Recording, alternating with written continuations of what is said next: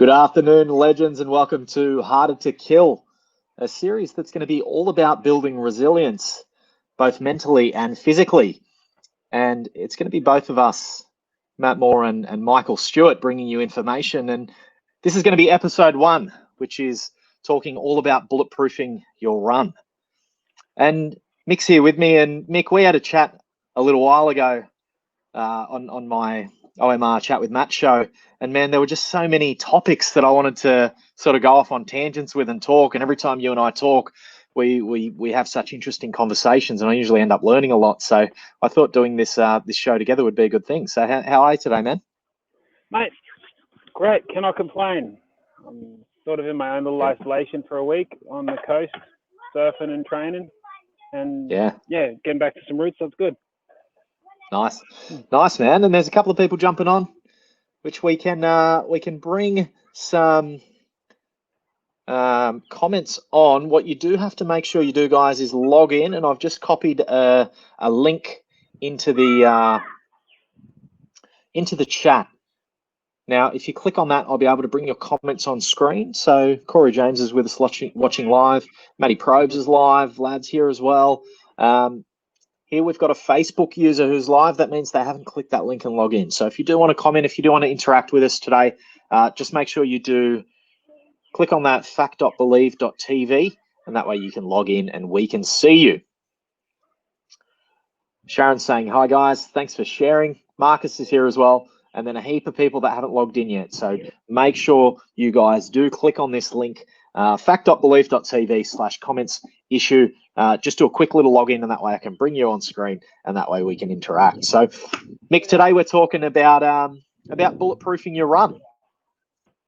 Yes. Awesome. Very excited. Something that you know a hell of a lot more about than I do. So I'm gonna let you take the reins for this one. First off, Matty Probes has just said, ask Mick how's Rocky and Russia going. What's not so much Russia right now. Not so much Russia right now, as you can tell by the burn I've got, but the training's good. Hard, cool. But it's good. So your training's always hard, man. Your training's always hard. I often see you out running with a weight vest, barefoot, and you're a big guy too. So definitely the guy who wants to be teaching us about bulletproofing your run. Yeah. So where are we going to start today, Mick? Well, let's talk about bulletproofing your run. Now, when I'm talking about this, it's not about making you straight off the bat the fastest runner. Bulletproofing your run to me is having that ability to run every day without an issue. Like you see people, they will do runs and they might do one run and then they need 2 days off before they do another run because their feet are killing them, back or knees or something like that. The idea of bulletproof running is we take away all the issues that usually inhibit people's running. It's either foot mechanics or shoes and stuff like that. Like, some people can only run with certain shoes and orthotics and everything. It's just having that ability to run a 5K without, hang on, sorry. Kids in the park, unfortunately. Run a 5K and do it every day without an issue. Like I've been doing that 1,000-day challenge. I got up to 130 days before I missed a day. So now I got to start all over again because I'm doing and that's 5Ks every day for 1,000 days. Every day for 1,000 days straight. And that's just an independent challenge. You still do your own training on top of that. Yeah, this can't be included in my training. The most it can be is included as a warm-up. So it takes a while to build that base. And one of the things that we've seen a lot of, especially with COVID this year and lockdowns and gyms closing, is a lot of people have turned to running for their exercise because they don't have any equipment. And what we've seen is a lot of people have gotten injured. A lot of people have gotten injured in a short amount of time because they've dramatically upped their running volumes without maybe doing all the little accessory stuff that's going to help them and stop them from getting injured. And that's what this talks about all today, right? Yeah. So basically it comes down to mainly 3 things when I talk about with running that people neglect. There's the mobility side, mobility and recovery. Everyone's focus on mobility and recovery when it comes to running is from the knee up. You know, they've got the top of the calves and stuff, but then it's all about the quads, the hips and stuff like that. They don't actually think about the feet. Then there's also the timing. When we're running, people just go at it like walking. You know, we should be able to do it with that. But there's actually a good timing that it can stop you smashing the ground as much as you do. And then finally, breathing. People are too busy focused on what the watch says, looking down, oh, too hard, too slow, and keep adjusting instead of actually building that internal knowledge of how to be able to regulate their running speed by how they feel. Okay. No, that's what I want to talk about today. Those ones. Yep. Awesome. And I've just typed a comment into the chat. We've got a lot of people letting us know they're here, but we don't know who they are because they haven't logged into the platform. So make sure you guys do log in at the link that I've currently got on screen. So fac.believe.tv. And Facebook user, I have run 5K barefoot plenty of times. Yeah, plenty of times, man. I see you out all the time running barefoot.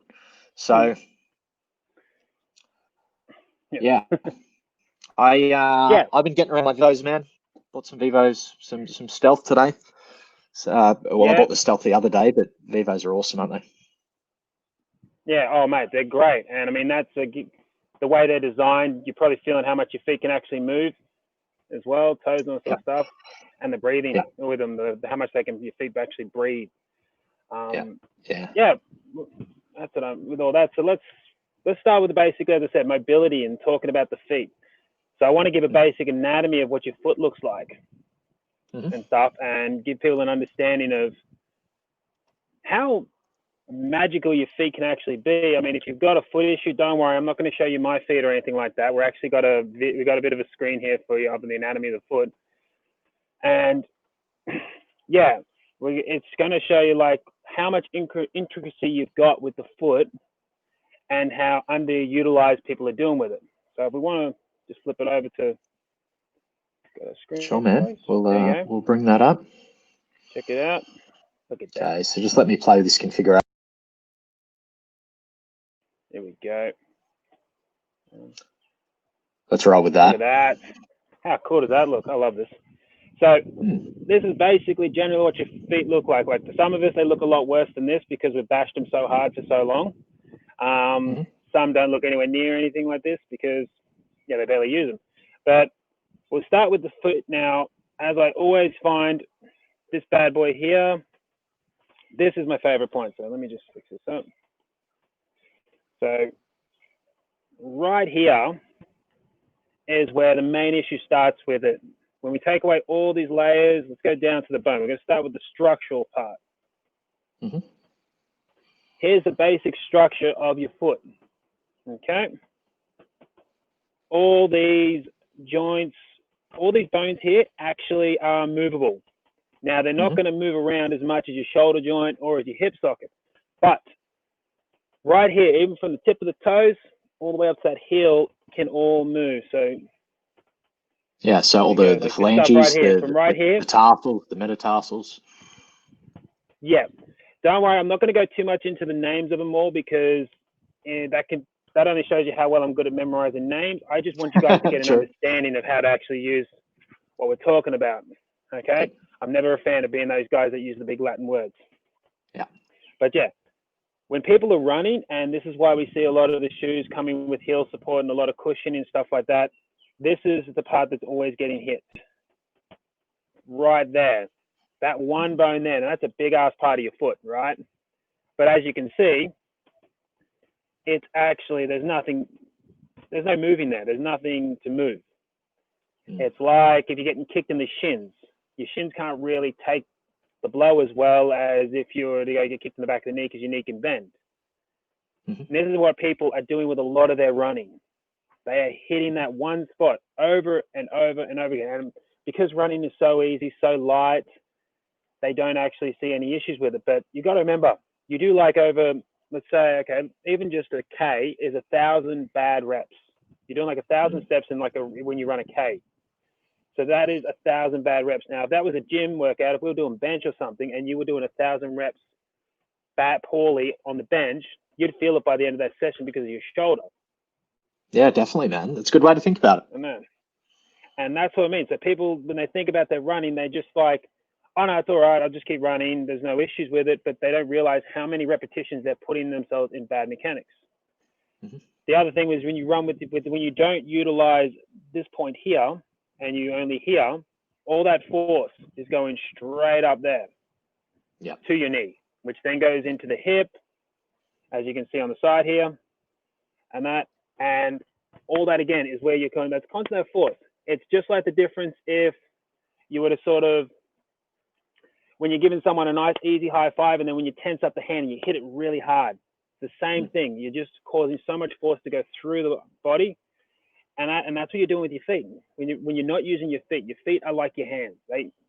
I mean, I don't want to go against. I know some people are all for. This is not against religion or anything like that, but if you go on the evolutionary stuff like that, we all from apes eventually. We used to use our feet to hold us up. From like trees and stuff. Hang on. So this is the problem we have when it comes to running. Now, the mobility-wise, you want to also go, let's start adding some layers. So we got all these beautiful muscles. As you can see, we're only in like 3 layers in, and already there is a ton of muscle fiber down there happening. Yeah. Not like one big chunky quad muscle and stuff like that, but a ton of muscle fiber. I think it's like the third of your, is it a third of the muscles and bones are in your feet? Yes. It's so a big, basically, to put it this way is like you've got from the heel to the base of your knee is 12 mechanical joints and muscle fibers each. From the tip of your toe to the base of your knee, 33. Wow. So that's a big difference in how much integration is in that foot. Yeah.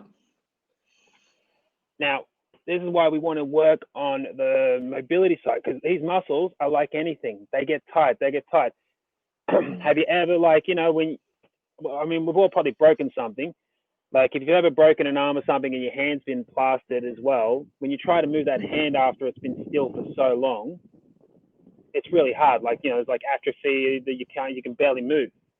Definitely. Well, when you're running with block shoes on and stuff like that, it's like you're doing that with your foot the entire time. Yep. A nice little challenge for everyone to try is go if you can hit some weights, dumbbells or something like that, do it with some oven mitts on. Try and do a barbell setup with some oven mitts, or try and grip something with oven mitts. This is how stiff your feet are getting. This is how much harder it is for your feet to move. Especially now, because some people, I don't like to look at feet. I don't like to look at my own feet. It's like, mate, they're a part of you. Yeah. The more you let your feet breathe, and as you saw when I came up to the coast with you, I was around everywhere still barefoot. Now, the look I was getting walking through grilled, and it might have been other reasons too, but yeah. Mate, I've started to go on this barefoot journey a couple of years ago, and I noticed some shoes that I bought in Hawaii last year. So I went to the Adidas outlet and bought a heap of shoes, and some of these shoes I hadn't put on for probably a year. And in that year, I've gone right into Vivos, like the 5 fingers. I've got some Merrell Vapor gloves that I wear pretty much on the daily, the Vivo Barefoots. And I just get around as often as I can without shoes. And what I'm finding is my toes and my feet, the anatomy of my feet's actually changing, and they're getting bigger and bigger. And I tried these shoes on just last week, and it was literally around the year anniversary of when we were in Spartan, and these shoes don't fit me anymore. My feet have grown almost to full size, just in uncurling and spreading out and splaying out. Yeah. Mate, which is super because interesting. Again, it's like, let me just flick this up on you. Okay, go up. There you go. Well, see, that's the thing. When people wear shoes are very tighten you in, right? Like that. Yeah. And they that's start an excellent basically. And that's but I bet you how many people can find shoes that almost look exactly like this. Yeah. And stuff like heaps, that. Man. Heaps. I'm glad you're doing this bit too, because I do not have mad drawing skills. Yep. Helps having a pen. does. But yeah, so that's the thing. When you actually, it's by doing that, yeah, by the shoes you're wearing, they constantly keep it, and you will find as soon as you, because I've gone up a size and a half ever since I started this barefoot journey, and that, which is making my shoes look even more clown-like, but that's not an issue. Yeah, I'm the same. Yeah, I'm in a 12 now. You'd be bigger again, wouldn't you? You've got to. I just went up to a 12 and a half in some functional shoes. Yes. Yeah, they're fucking clown shoes, right? Only like, when I had like the Vivos on in the shop, they look like bowling shoes, but they feel great. Yeah. And that's the same thing. It's like, because if you keep your hand, like if you were to tape your hand up for say a week really tightly, so I was in like this, you'll find that that'll end up starting to feel like you're the norm. Yeah. And it's because everything can compress. The human body's ability to compress and expand to its environment is second to none. It is a brilliant piece of hardware that adapts in so many different cellular structural levels as well. Yeah. But the problem with that is we start squashing it into shoes and we don't actually give it a chance to breathe. Once you start doing stuff like the barefoot and using lacrosse balls where you actually hit the muscles and the actual structure, that's where it now starts opening up. It releases that. It gives you some more gaps between those joints, because your bones aren't supposed to be like this. When they're like this, you ain't moving. You want them nice little gap with a bit of cartilage fiber in between so they can move. Yeah. No. That's why, like, people, you hear them, like, sometimes your knee might have a good little click and a pop, or you get a back crack and it just feels great because things are expanding and releasing. Yeah. The fact that our spine can change so rapidly from just a crack due to gravity and all that sort of thing is a perfect example of what is actually going to your feet. I mean, if your spine has to be realigned and lengthened from gravity, what do you think your feet need to do considering they're holding everything up? Yeah. Unless you want to walk on your hands all around. But I don't know, I sort of like standing upright. Yep, definitely. Couple of comments too. Matty Probe saying he ran his first 5K outdoors since March. Actually worked on my breathing. No stitches, just a bit of leg pain. Good to see, buddy. Yep, and somebody's asked a question that we will get to. Just said, can you talk about running with heel spurs? We're going to need you to log in. If you do have a question, we will talk about the heel spurs. But if you are going to ask any questions, if you want us to engage and interact with the comments, we do need you to log in so we can see who we're talking to. So just make sure you are logging in to that that link there in the comments, which I'll just type in again.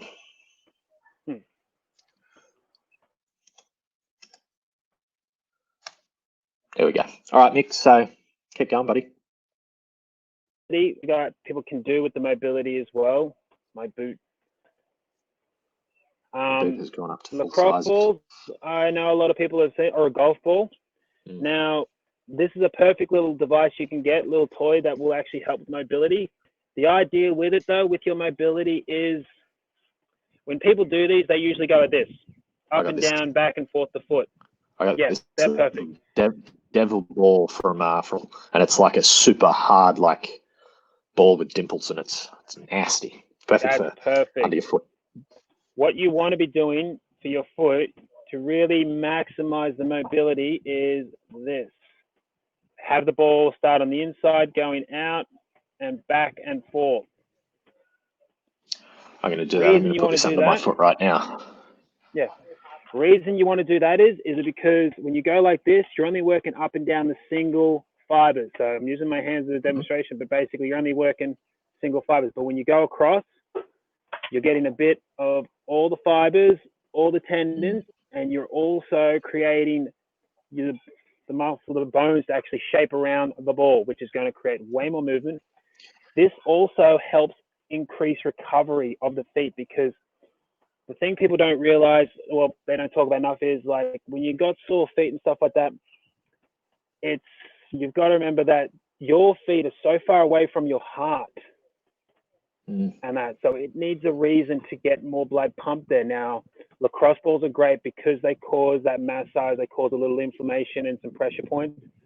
That'll help build up and cause the blood circulation to go to the areas that are being basically punctured, just like if you were getting a massage.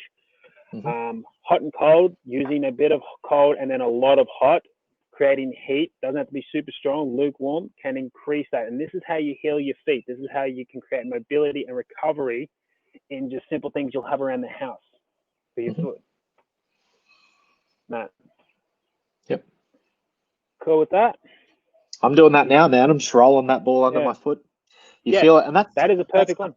Yeah, that's something that I've noticed and something that I've seen change as I've gone into the more minimal footwear, like wearing the 5 fingers. So I wish I had them all sitting next to me.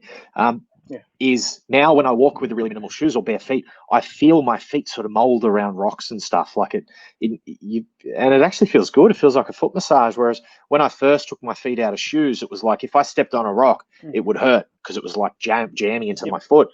And it didn't have that, I guess, fluidity in the muscle. But now when I step on, like when I walk over pebbles, it actually feels good. It's because now my feet can behave like feet. My feet can move. Yep. So what else can people do, man? Yeah, no, that's exactly right. So those are your main things for your recovery. The crossball is going to be your best one on that, or a golf ball. The fun thing you can do with a golf ball too is actually try and pick it up with your toes. That'll build dexterity in your toes and feet. And that. And then, yes, hot and cold. They will do a lot more. Yep. Bang. Fancy. They will do a lot more in initialize in your recovery and after any run. Just even after a friendly run, like even if it doesn't hurt, these are the good habits to just be shoes off, going to do 5 minutes on each foot. And that nice and easy. It's the type of thing that you can do while sitting on the lounge too. Like it's like I'm literally just rolling this ball under my foot while I'm sitting at the desk. So you can do this while you're working. How like a way that I could think of to do cold, which is a really good thing if you've got like plantar fasciitis or anything like that, is chucking a water bottle in the freezer. You now have a hard cold roller, which is really good for pain relief in your feet. But how would somebody go about heat? Heat rub. Or just a heat pack. Luke, in microwavable heat pack, those wheat packs. Yep. I was using one when pretty sure I broke my toe the other week, and judging by the way it was barely moving and stuff. But yeah, that's what I've been using, and it hasn't stopped me from running and moving around. Cool. Yeah, those are your simple ones to start with. There's a lot more we can go into, but this is where you want to start. You want to start with the basics. The easiest stuff is the simplest stuff, is the most effective stuff. You don't need the fancy gadgets and gimmicks. And this is when I always recommend to my clients all these things first. Yeah, cool. Definitely, if you guys, it is a little bit hard for us to show you guys stretches and stuff in this webinar format. If you do have any really, really specific questions, definitely message either of us. Mick's probably the better one to message, to be honest. And I just saw another comment. So it's Shannon Moore, Spartan Chick, asking about the heel spurs. So said you're a techno spaz, don't know how to do whatever you're talking about. I've just typed a comment into the chat, Shannon. So it's going to give you backbelief.tv/comments issue. I need you to click on that, and you literally just click a link, and it should sort it out automatically for you. A couple of people are live as well, and Sharon Pilkington has just said, yep, got my ball out now too, which is cool. Well done. Somebody else says, go for a barefoot walk in the park at 0500 in the morning for the cold on the feet. I reckon, we don't know who that is, but I reckon there's a good chance that's Bull. Well, I was doing that this morning on the beach. It's interesting, like how much sand can actually get really cold for you. Yeah, and the heat as well. Hot sand is a fucking menace. So cool. All right, man. Let's move along. Okay, let's talk about the next part. As I said, the timing and stuff, running and timing. This will actually sort of help with some of that heel spurs as well. So basically, let me just clear this up. We could get rid of that actually. We don't need that for now for the screen. I'll just say too, while you're just changing around there, Mick. So Shannon just saying, I have big heel spurs and calcified Achilles, makes it impossible to do anything barefoot. there's fucking no such thing as impossible. There's just slow. I've worked with people with all sorts of conditions, and if you have a condition or an injury to work around, you probably have a longer path to get where you want to go, but you can still get there. Yeah. I know people who have gone from, like, you see videos of like 95-year-old women who can't fucking walk, and they start CrossFit, and it's a slow journey, but a year later you see a video of them doing box jumps. Any journey can be undertaken. Like, my shoulder is completely destroyed. My collarbone floats. I got told I'd never lift anything over my head, and I now do obstacle racing. I walk around on my hands. So, never let anyone put you in a box. I don't like the word impossible. It just means you might have to get super specific, but nothing's impossible, Shannon. All right, let's go, Mick. Yeah, absolutely. So with the running of time now, this is where people make the mistake of the bigger the steps I make, the faster I'm going to run. And this is where those heel spurs and stuff can make, and the calcified Achilles would be giving you some massive grief, because when you run like this, and when you do those sort of running. When you're saying those sort of running, you're talking about So when you're running with the big stride, when you're running with the big stride, because people are under that idea of, like, when we walk, we normally walk heel toe sort of stuff. Yeah. But as we start to speed, people use their shoes to keep this as a habit. Now, as I was talking about where our foot placing is, the timing pays the biggest thing. Because people start running and they start running further, they start running bigger distances, but they run longer steps. They try to do the bigger the step, more meters, the less steps I have to do, the less tired I'm going to be. Which works good in theory. And you're talking about steps per minute, so cadence is what we're talking about when you say timing. Sure. Yeah. Now, the problem with that is people will do that and their body takes up a lot more of a bashing. And again, like we were saying, with the foot placement and all that sort of stuff. So with the calcified Achilles and the spurs stuff, heel spurs, this is where you want to think opposite. You want to try and stay away from your heels as much as possible. So people don't think that, like, when I first started running this way, I remember I was running for to help out with this Aboriginal running program. And when I ran, they go, "You run like a sprinter." And I was like, no, this is just how I run. It's an ancient way of running because we don't use it anymore. But if you go to the time, like, there is great African tribes that are still running this way, because it's all about the foot timing and the placing of the foot. But when you speed up the placing of your feet, you suddenly lessen the impact through the ground. And this is why timing is such a big thing. Now, a lot of people, when they run, on average, when I've started with someone, they're usually running at about 140 to 160 beats per minute. Yep. I'd say about 140. I think the first time I measured my cadence was probably about 135. And big surprise, I had shoes with a big spongy heel, and I had fucking knee problems. Yes. And again, that's because, as we said, when we're running, and that, just get my pen. Do you have a picture of a stride so we can sort of demonstrate it? Or are you going to draw one? I'm actually going to draw it for you now. Yeah, I'm going to draw it. Perfect. I like fun. Yeah, drawing. Yeah. So basically, when people are running, here we go. We got Matt. Wait, big chest. So you're just running right. Now, when people run, they go as big as possible, which is causing the impact, just tons of impact right here. Yeah. That is shooting straight up here. That is all force. Yeah. It also doesn't make it any efficient at all. It actually slows it down because it's braking. Yeah. Yeah. To put this in an extreme example, I'll tell you, hey, I want you to go do I want you to go run for a kilometer, do broad jumps for a kilometer. Just broad jumps. And feel how you feel afterwards. You'd feel very exhausted. Your knees would be feeling it, especially if you're landing. If you're landing on the hill, if you had to land with your heels first every time without your shoes, it would be. Oh, you'd only do it once. Every time. You'd only do it once. Feeling it. Because it'd fucking hurt. A lot.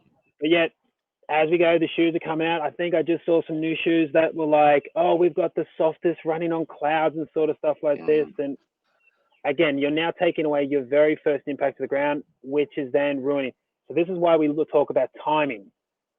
Because if we try to move your feet faster, like if you remember the old movie, The Flintstones, when he was bowling, he was twinkle toes. Yeah. And that, but when he was on those toes, the head didn't move. It was literally just going, it was a nice big straight line when he was doing his twinkle toes. Yeah. Whereas most people, when they're running, you got the down, up, down, up. And again, that is a lot of impact you're putting, around. A lot of overuse of the body. Running was back in the day, was used to hunt. The only reason we could out hunt, and because we don't have claws, we're not the fastest, but the thing we had over everyone was our ability to recover while under work and stuff. Our running ability, so our ability to get rid of heat, our ability to breathe, our ability to run. We could just outrun anything on the planet and basically use exhaustion hunting, right? Absolutely. And yet if you tried to, so you imagine like some people like, you know, you talk about an ultra and stuff like that, 50Ks, that would have been what you had to do to bring back food. Yeah, definitely. So doing that on the daily, you want to find the most efficient way. Let me just clear that. Yeah, so you're talking about this overstriding, and by overstriding, by taking big steps, by having a slow cadence or steps per minute of 140, you're actually going to be taking impact with your foot extended out past your center of gravity. And what's going to happen when you do that is you're going to be taking the impact through your heel, which is going to send that impact all the way up through your knees. You're also going to be applying braking, right? Because you're lunging your foot out in front when it takes impact, it's actually going to apply force back that way. So you're actually creating a less efficient running technique than, say, being forwards, taking more steps per minute, which seems like you're doing more work, but in actual fact, because you're taking more steps, and the best runners are running around 180 SPM, because you're taking more steps per minute and you're staying more in a position like Mick's sort of drawn there, which I'd almost say leaning forwards a little bit better. But see how the foot's coming down under the center of gravity where you're driven, which I'm sure you're going to get into. By taking more steps per minute, you're actually sharing the load of your body weight, and less force is going down through each foot strike. It's even more that the fact that it's more that because the stride is now going this way as well. So it's going past, so you're coming through. If you, like I grew up in the country, if you ever seen a horse gallop, they're reaching out, but before the hoof actually touches, it's under. Yeah. The only time they actually have them out is when they're trying to break and not going over the fence. Yeah. It's so it's just actually like when you pushing see backwards. basketballs. Yeah. It's just like when you see basketballers spin a ball in their finger. They're not doing whack. They're always, when they're getting that started, it's short, sharp, because they don't want to put a much force through the ball. They want to put it across the ball. And that's what people's running needs to be for timing. So that's why we up the cadence. Yeah, I immediately think like in boxing or something like that. If you take a punch sort of full force, it's going to hurt. But if you take a lancing punch, all the force is deflected, and it's sort of the same sort of thing as you've just described with the spinning the ball. Yeah.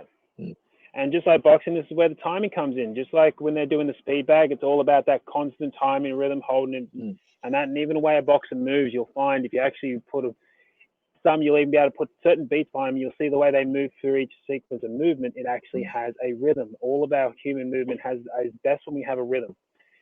And running is no different.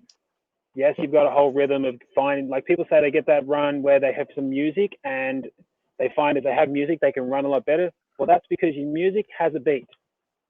Definitely. That one of the might not ways be the fast speed you want. One of the ways I help people improve their cadence, improve their steps per minute, is by finding running playlists that are set at that BPM, and then you can, if you have any rhythm, you can match your running to the beats in the song, and that can be a way. You can actually find like 180 BPM playlists on Spotify and Apple Music that do exactly this. Yeah. They're not bad. Yeah, I don't mind them. I mean, I find it's hard. Some of them, it's really can be quite hard. Like if you cannot hear the right beat, if you can't pick the right timing of the beat, you will actually be out by about 20 beats on those ones. So if you're too white, if you maybe not. Yeah, so if you're really white like me, so I go simply just a metronome as well. There's plenty of apps out there that have continual metronome playlists. But that's the other thing. When you're doing timing, you need to actually, this is where I get a lot of my guys to be that weird person that has their phone playing this music while they're running, but they don't have headphones in. Yeah. Because when it comes to timing, you've also got to hear the timing of what your feet are telling you you're doing. Because when you're running, they'll give you your first cue if it's too heavy or if it's too light. Yeah. I mean, no such thing as too light, really, but it'll let you know, because when you're running, if you're slow, you're going to hear a lot more hitting it. But if you're feeling quicker, it's the touch is a lot less. And this is your other signal that's going to let you know about how your timing's going and all that stuff. Cool. And it's your instant feedback, which unfortunately I know some people won't want to do it because they don't want to be that person. I got a few of my clients that laugh about it. They go past and people keep looking at them going, but they said they don't care. They're doing their thing. But yeah, if you can actually have the guts to play your metronome or your music while you're running so you can still hear your feet, you will be surprised how much that will also help in the impact whilst increase that timing. Yeah. Yeah. Cool. So yeah, I mean, that's perfect though. Get yourself, Spotify's got plenty of those metronome things. Get on them and start doing little time based to work on your rhythm. Literally set yourself time to do these things. And they can be done on the spot too. Yeah. You don't always have to run somewhere with it. Just practicing to try and get those timings, you'll find even standing still will be actually, if you're not used to it, quite a challenge. Yeah. And somebody's just said, I have no rhythm unless it's bagpipes or pipes and drums. I don't know who's running to bagpipes. Yeah. And just to whoever is commenting, guys, just do log in at the link that I've got on screen. So just look for that link in the comments, click on it, and you should be able to just log in to be live really, really quickly so we can see your comments on screen and answer your questions. Cool. So people definitely want to be working on their timing, their cadence. They want to be what's a good number? Where should they be getting their cadence to? Basically, you want to try and get to a minimum of 180. 180 beats per minute has been researched as the minimum you want, because the time your foot actually makes contact with the ground is very minimal. So there's less wear and tear on you and the surface, and there's not energy going through the surface at all. Yeah. Now, depending on the weight as well. So if you're doing a pack run, you're going to want to up that bad boy to about 200. Yep. And that. Yeah, I find that's something that I do when I've got like sandbags or something like that. I take lots of little, almost shuffling steps because you're trying to, dissipate that shock coming up through your legs. So you're taking more steps. So shorten that stride. It comes in a lot of handy. And again, depending on the load. I think when I did my 5K with a 50 kilo pack on, I was at almost about 210 to 220. Okay. Because I do it barefoot, so basically to keep my impact less, and that's what I mean. So those are the tricks I use as well, and everything I'm telling, I've actually experimented in more of an extreme way. Yep, definitely. But yeah, this is a lot of practice. The best thing to do for this, if you really want to work on it, is set yourself like we've all done interval runs. Say do 2 minutes where you're trying to hit that cadence, and then maybe a minute recovery walk. And repeat that until you hit 2 minutes without having an issue. Then you can extend the time. And that'll go to 3 minutes without, and eventually with over practice, by the time you get to an event, you'll naturally have that 180 or very close to it without having too much issues. Yeah, cool. So somebody's just said your link's not in the comments. It should be. I can see it. It's the one that I've actually brought on screen. Yeah, so it should be there. Not sure what's. Cool, man. All right. Let's. Is there anything else on timing or? Nah, let's go on to breath work, otherwise we're not going to get all of them in. That's about it you need for that, though. Yeah, sweet. Sweet. I just looked, seems I'm about 160. Yep. Somebody's just asked what's your take on nose breathing on the run. Have you tried it? Any suggestions, Andrew? Yeah, I definitely started doing it. Mick got me onto doing it.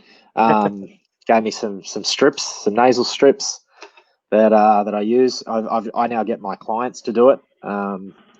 And yeah, I just finished reading the Breath, the New Science of Lost Art, which was fantastic. It taught me a lot about breathing, and I think when I started talking to you about it, Mick, you already knew about it, and you said that only scratches the surface. So let's talk about breathing, then. Super important.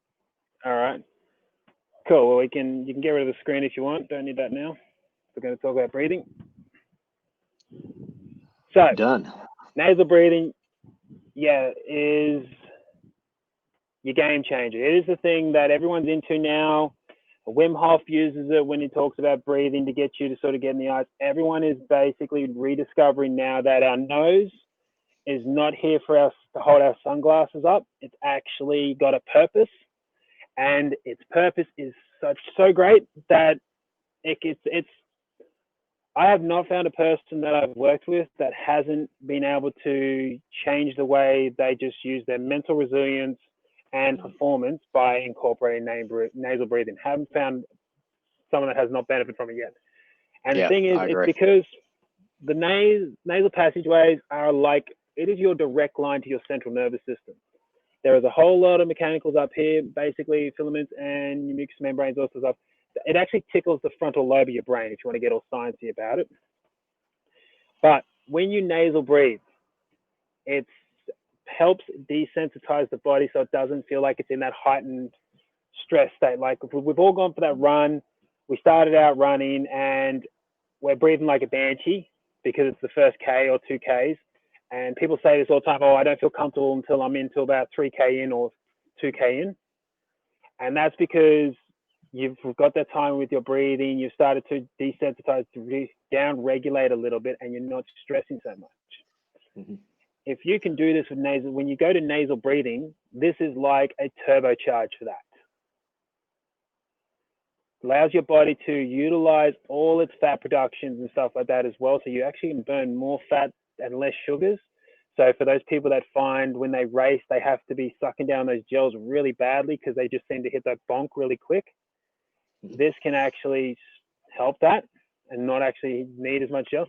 Like when we did the Bright Ultra, I was on peanut butter sandwiches. For me, it was all fats for me because I just found that was more sustainable, and I try to keep mine very natural.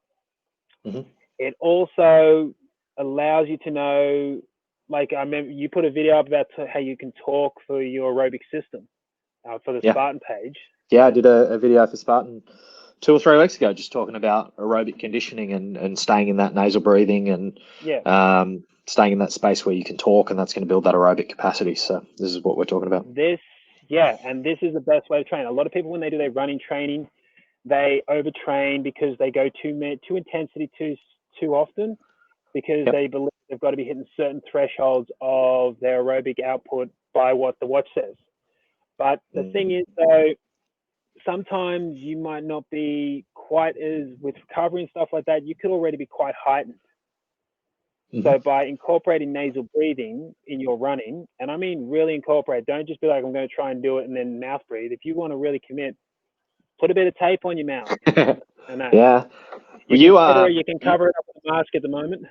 You got me onto this when we ran the Bright Ultra in 2019, and we ran that second loop together, and you started telling me about all this breath stuff, and you said that when you get clients to do like a deload week in the gym, you will actually tell them to tape their mouth and go and do their workout, because it just holds you in that first gear, right? You can't drop the hammer with your mouth taped.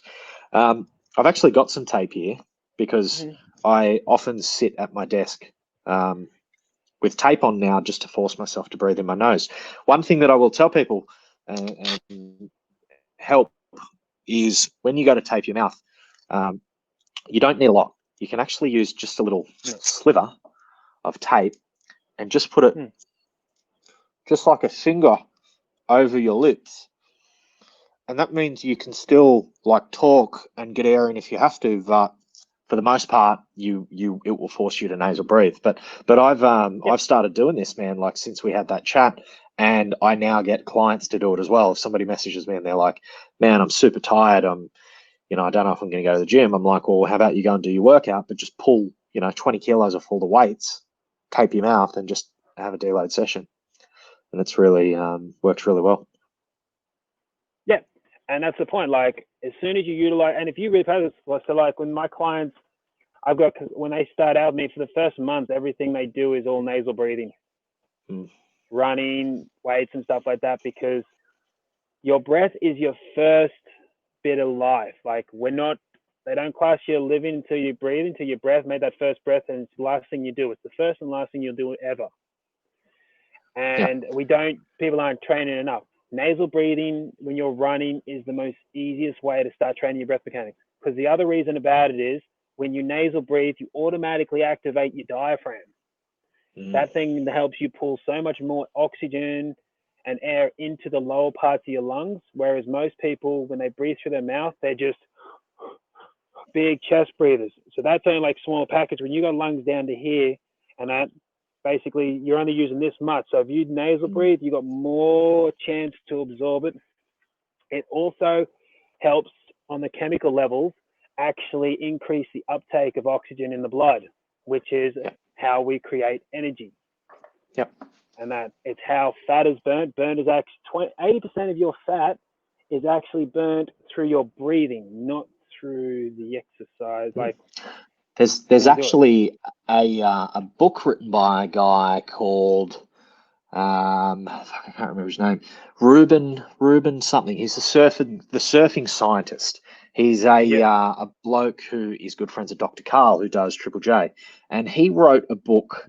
He actually calculated this number, and I'm just trying to bring it up on my iBooks so that I can tell you guys, because I've definitely got it here. But he actually did the calculation of how much each breath out, how much fat comes out. So where your fat, primarily where your fat gets burnt, is through your breath. You actually exhale.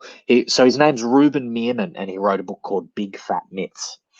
He actually did a TED talk as well that you can find, and he actually goes through the calculation of how much your body breathes out fat. Well, even a perfect super example is if Sorry you're to doing get off on a that bit of a tangent fasting. there.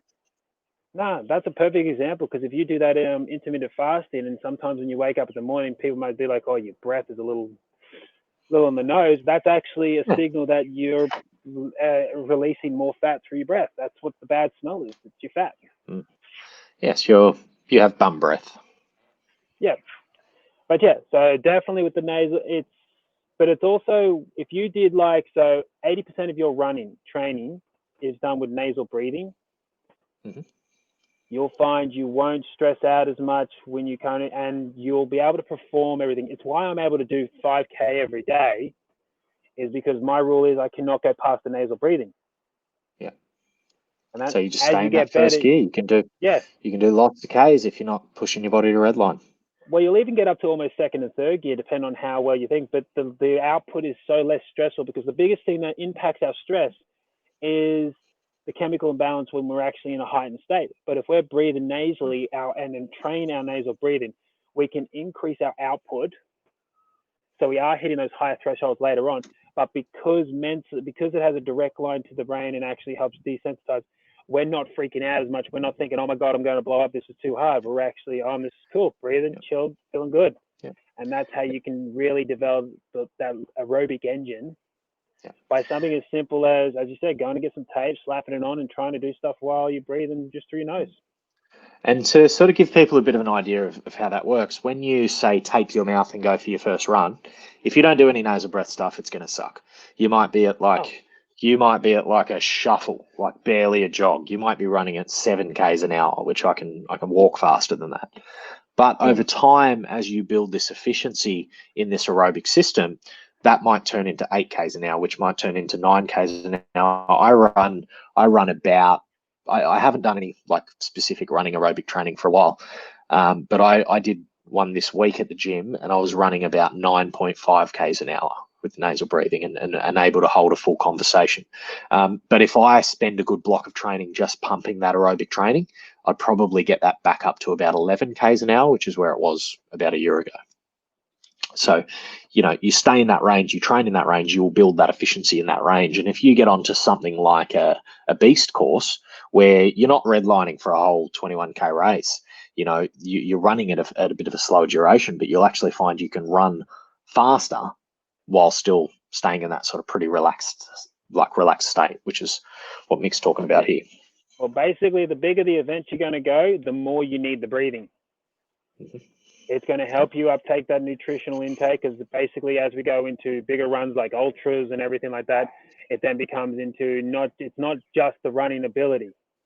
It comes in the efficiency of your nutrition, the efficiency of your hydration, but both those things are limited by your ability to breathe. That is the very first energy source.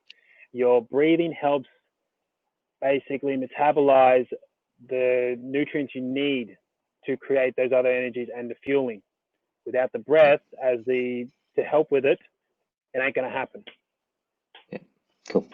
So by that you mean you can actually change what fuel source you're using just by up or down regulating your breath. So if you want to be in that glycolytic system, if you want to be burning carbs, you can just increase the speed of your breathing and go in and out your mouth. Or if you are exercising and you want to focus on more fat loss, you can just nasal breathe and you'll be, you'll down regulate that stress and you'll go into more of a fat burning phase, right? Yeah, exactly. I mean, you'll still, of course, as you get better at this, some outputs will still take on some glycolytic, some sugar. 100%. You're never going to be completely in one system, right? There's always going to be an overlap. Yeah. A couple of comments, man, that I'll just get through before we go into the next comment. Chris said, I didn't know you burn that much fat through the correct breathing. Yeah, that's sort of what we just said there. You can burn a lot. Yeah. Melissa Pittman, as a beginner at all this, that's me, shuffling along but improving. We had a chat a little while ago where I told him to stick at the nasal breath. Ryan Dowling has said, so is nasal breathing in and out the most economical way to breathe when exercising? I often breathe in through the nose and out through the mouth. Or are you suggesting it just for training? What are your thoughts on that, Mick? Nasal all the way.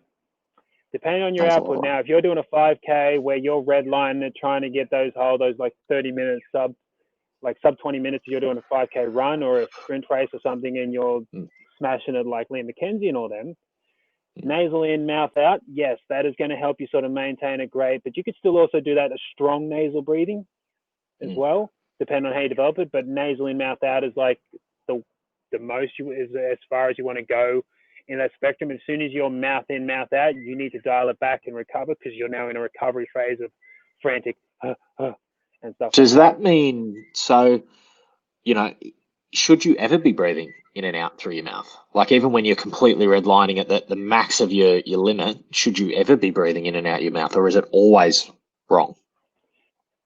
Breathing in and out through your mouth is a recovery mechanism.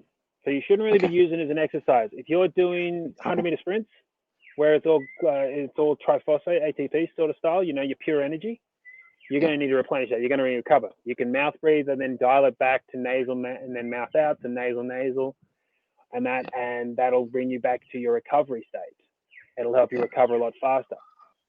But yeah, it's something like when exercising, you generally don't want to be, unless it's like full tilt, redlining, lactic threshold, I'm going to die. Yeah. So like a sprint, a long jump, or something like that, or like going for max lifts in the gym or something like that, where you just go on a one rep max or something. Yeah, but you wouldn't use it during it. One rep max is perfect. You wouldn't use it during the press.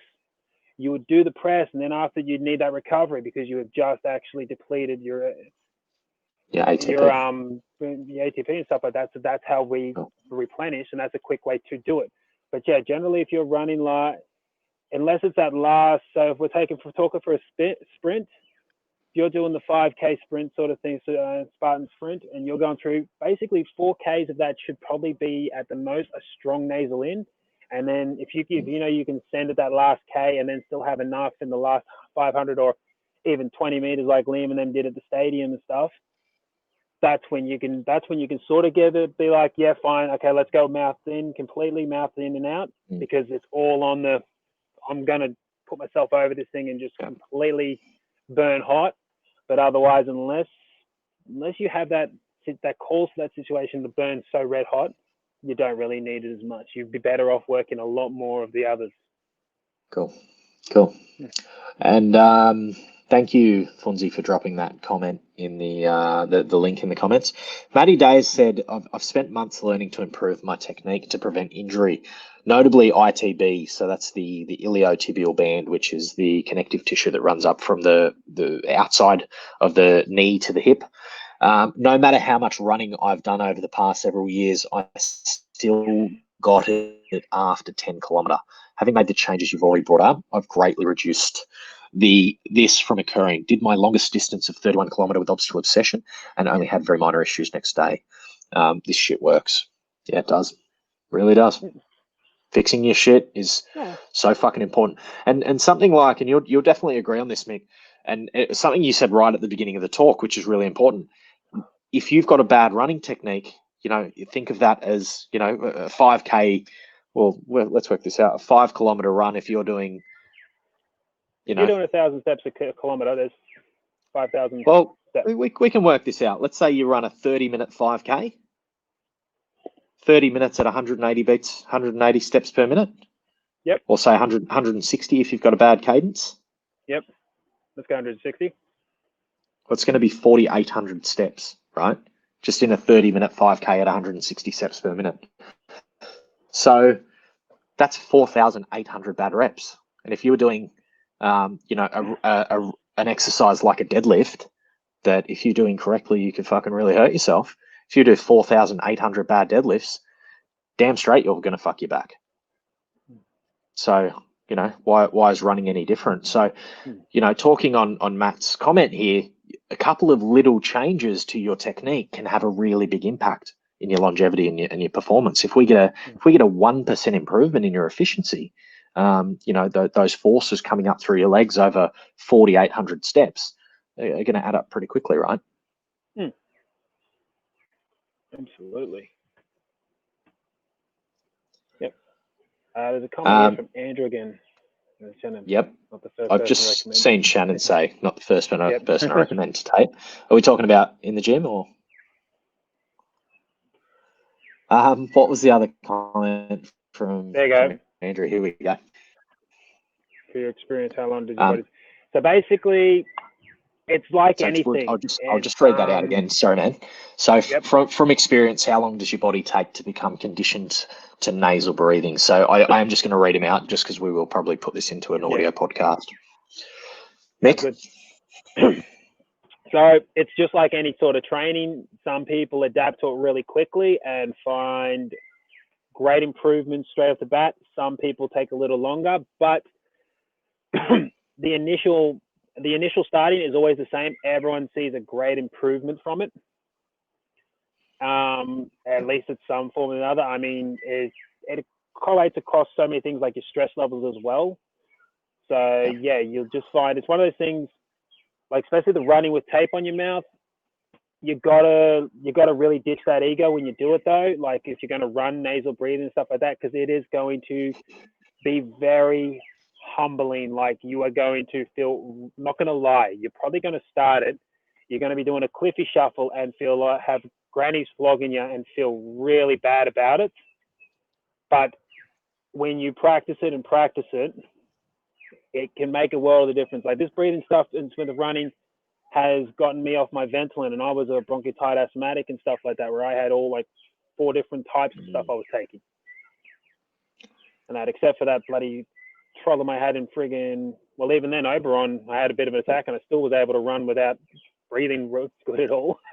Yeah, I don't know, was there a little bit of pollen or something in the air that you said? There was something going on. Who knows what it was, but it was just funny to have the staff go, "Oh, where's your papa? Oh, it's at the end of the race. Oh, I'll get it at the end of the end of the race." Yeah. One thing I noticed, Andrew, once I started, and like I've always sort of known this about well, not always. I've pretty much known since I had that talk, but actually since I started getting serious about like nasal breathing and taping my mouth and forcing myself to do it, just in a few weeks, I noticed the change in my nasal cavity and the ease in which I can breathe. I've always had like a blocked left nostril. I think I've got a deviated septum, which is really, really common. Um, and just in a short amount of time, my nasal cavities have opened up. So basically, when you breathe through your mouth all the time, it creates more mouth breathing. Your nose gets more and more blocked the more you breathe through your mouth. When you reverse that and breathe more through your nose, it begets more nasal breathing. So the more you breathe through your nose, the better you will get at nasal breathing. And in that book, Breath, the New Science of a Lost Art by James Nestor, um, there was an experiment done, and I'm going to paraphrase the hell out of it, but there was an experiment done with when they could do really fucked up shit to animals back in like the 50s or something. And this guy got all these monkeys and he basically sewed their nostrils up. And what happened was all their nasal cavities like all blocked up and they all got really sick and they got dumber and um, he had them like sewn up for like 2 years, and these monkeys went really, really bad. And the facial structure changed. Their mouths got smaller.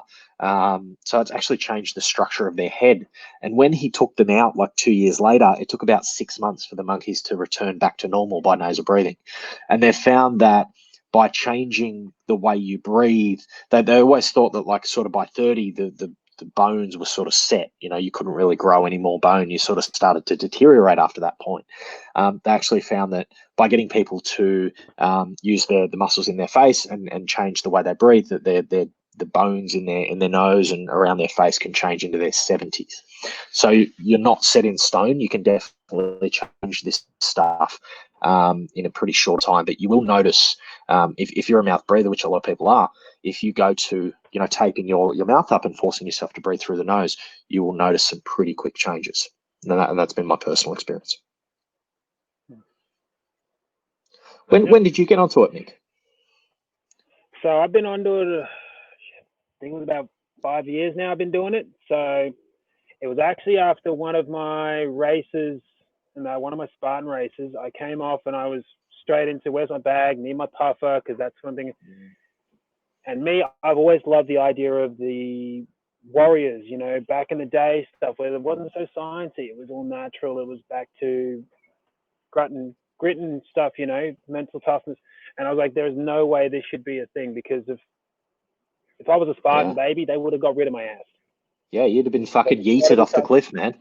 Yeah, so there's got to be some reason why this was caused, and there's got to be some way that I can fix it. The human body's got, there's so many potentially human body does.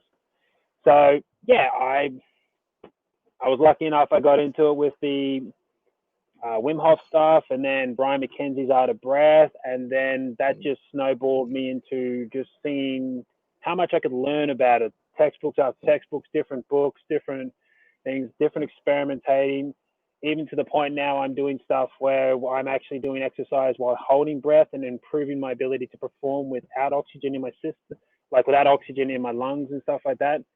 Even down onto the cellular level, where I now use an oximeter for my finger to see how low I can deplete my blood in oxygen.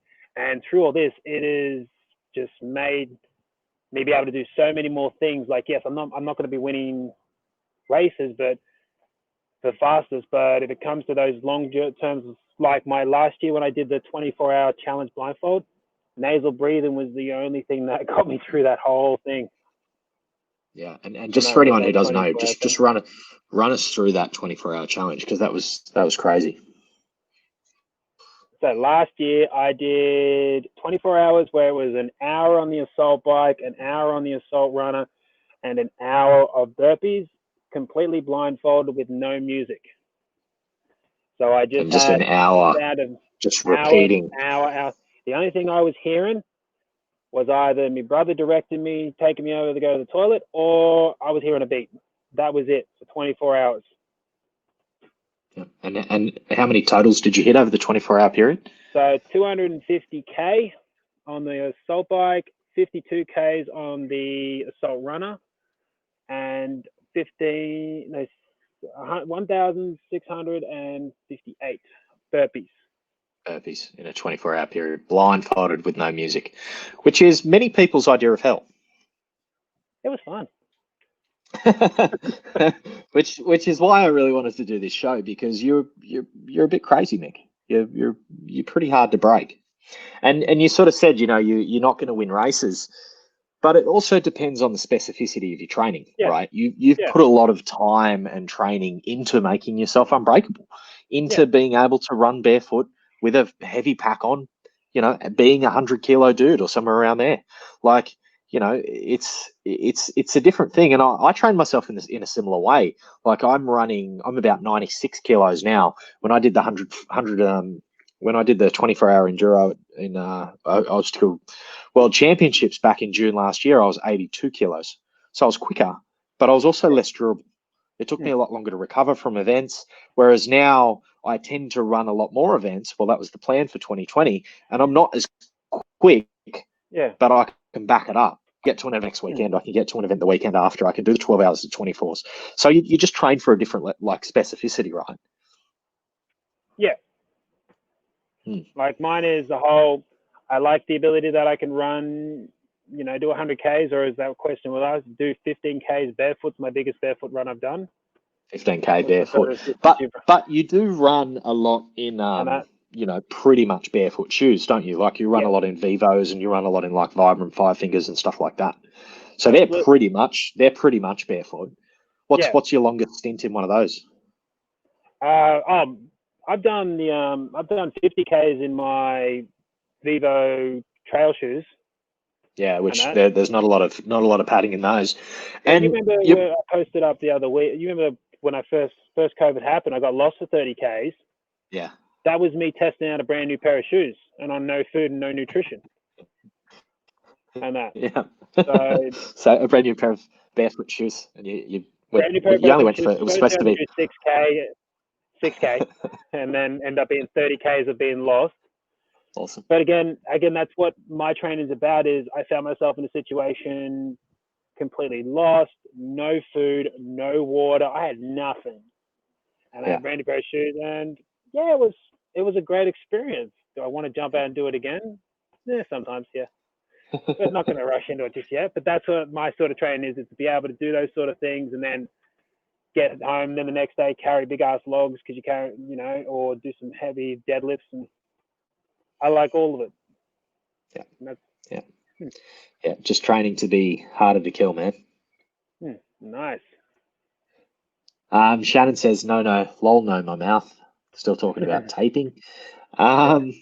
Corey, I prefer to burn sugars like Diana's friend the other day. I don't know who Diana is, but we'll definitely work on nasal breathing. I've noticed I run with a high heart rate that feels comfortable and can keep a convo going for over 2 hours before I start to need to bring it back. We'll work on nasal breathing. Maybe might bring that down, hoping to get everything as effective as possible. Yeah, definitely. And Corey, we are, you being one of my clients, man, we've definitely brought you a long way. And we'll start to work on that cadence and the breathing a little bit more as we train longer. Once your ankle has come good, because I know you rolled it a week or two ago. Darren Williamson just got here. Have to rewatch learning nasal breathing at the moment and running barefoot. I've taken Darren down a bit of a books rabbit hole, and he's just reading the stuff that I'm recommending. So he's onto the Born to Run, and I think he's reading Breath as well. And I'm pretty sure he's just bought his first pair of 5 Fingers Vibrams as well. So that drink they talk about in the Born to Run, it actually really is helpful. Yeah. I made it. Oh yeah. So it's a chia seed, the lemon chia juice, seeds? honey, and water. Yeah, good race fuel. It's really good. I'd take like 2 600ml bottles. I'd have one at the start, and then I'd have another one 25 Ks in, and then I'd go finish off another 25 Ks. So it was really cool. Yeah, wow. Somebody said that my longest completely barefoot was 67 Ks. I'd say that's probably bull. Barefoot. I'm not as tall as you yet, Bull. I'm still working on it, mate. He's running around in fucking snowshoes at the moment, training for the death race. The name escaped. Not the death race. Another event that they put on the peak, the Snowshoe Devil or something. Yeah. The Snow Devil. Snow Devil. Yeah, he's a good man, Bull. Crazy. He's crazy like us, man. Oh yeah. Maybe it should have been a 3-man podcast. Well, he did my breath work as well, so he's been finding that was really good. I worked with him for some breathing. Cool. Anything else to add about breathing? It's such a big topic, man, that I think we'll do an episode just on that. Yeah, I was going to say, I probably don't want to add much more to it because, this is with breathing and all the work I've done on it, we'll be here for another 2 hours easy.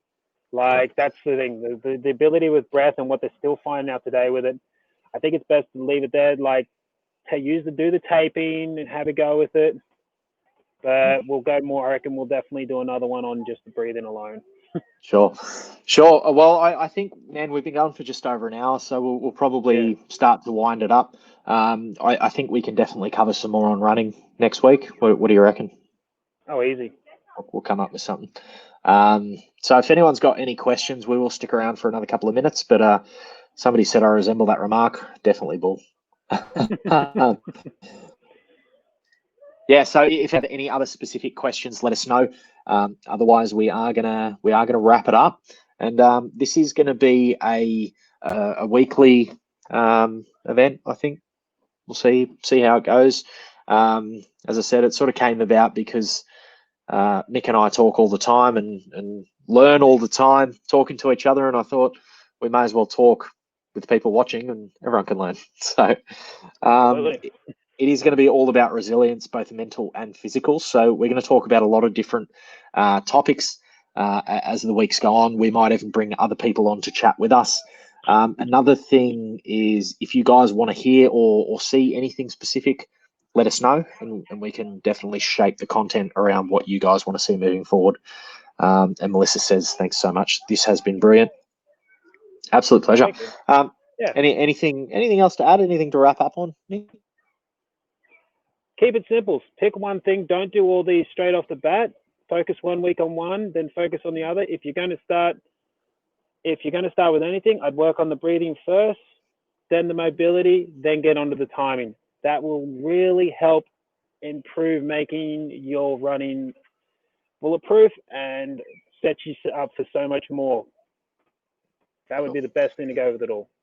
Yeah, definitely agree. And that's sort of anything that you want to make a change, right? If you want to make any sort of fitness change, small sustainable changes, make it stick, make it a habit before you move on to the next thing.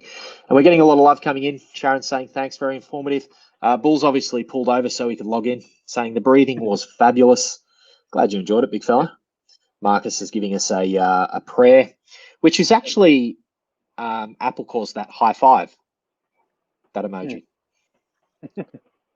Which is weird. Vlad saying awesome stuff, guys. Cheers. And we say love you guys. Both of you, bloody awesome content. And you can see his profile picture is him running with rock tape and no shoes, which I think sums up Bull nicely. Oh yeah. All right, guys, and we will turn this into a podcast as well, so you guys can listen to these on the run. Or while you're doing your nasal breathing, running. Podcasts are a good time to do that. Ryan saying cheers as well. So and guys, if you're doing the nasal running with your tape on, please take a photo, tag me in it. I want to see all of you giving it a go. Send it through to us. People give you weird fucking looks when you're out running with tape on. Same as like if you're at the gym, if you walk out on the gym floor with tape on your mouth, people are like, "What the fuck? Who is that guy?" Well, see, now we got COVID at the moment, so you can put just your mask down there to cover it up. Perfect. All right, buddy. We'll wrap it up. Thanks for the chat, man. Always a pleasure. And you stick around, mate. Nick, we'll keep talking, but I'm going to end the live. Catch you later, guys. Cool.